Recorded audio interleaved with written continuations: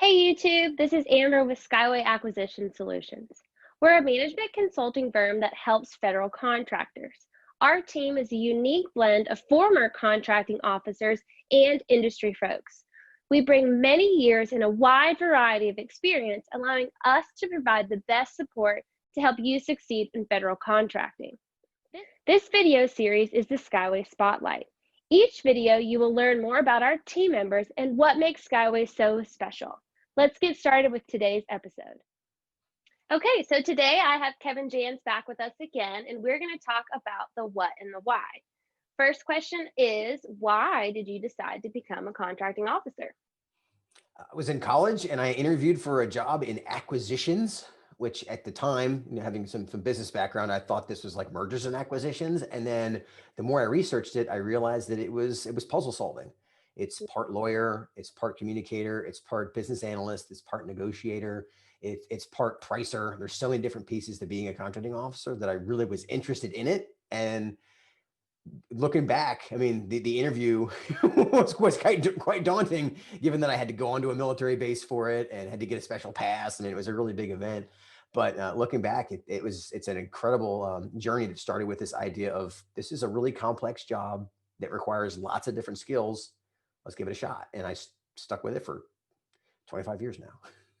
Wow, yeah, and you were interested in it, so then hopefully you found it pretty enjoyable and you like puzzle solving. So, Yes, that's probably my best description of what makes a contracting officer role interesting is it is puzzle solving, is that you have to figure out somebody wants this product or service, an industry has it. How do you put those two together with effectively, efficiently, legally, all those pieces that's what makes a job interesting. very good. So then, in your opinion, what's the most important role that a contracting officer plays? It's interesting. I would say, other than puzzle solving, I would say collaborating is Okay. you have to understand enough about what the customer wants versus what industry wants versus what you can actually do within the rules. We talk a lot of times about there's some acquisitions are 80% process and 20% relationship. Some are 20% process and 80% relationship. And understanding the nuances takes collaboration. And I didn't realize that was as important of a role in my early career. Toward the end, I did. And now we really do. It's so much of the messaging we give is understanding how to collaborate with both sides. But it's hard because those three players, contracting officer, industry, and the user, have different motives. They have different perspectives on how they think things should get done. So you have to collaborate to find the solution that works for everybody. Very good. I just love collaboration in general. So I like that that's important in this role because it's a huge role.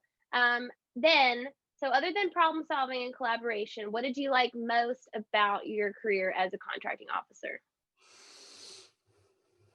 Variety. There's so Oh, many different things that I bought. Aircraft, helicopters, training services, medical equipment, body armor, ammunition, weapons, vehicles, training system for those, phased array systems, rocket launchers, base support, grenade launchers. Wow. Clothing. I mean, just so many different things, right? And the way you buy those is different depending on who the customer is, depending on how fast you need it, depending on if it has to be made in the United States or not. I had a contract for a piece of equipment that was with a Norwegian company. Well, they're the one that made it, end up being a sole source contract. It was like a $300,000 contract, but it was signed with a company in Norway. So we had to use Norwegian krona, which now I had to figure out how to use the exchange rates. So there's all this variety that comes from buying different things for different customers.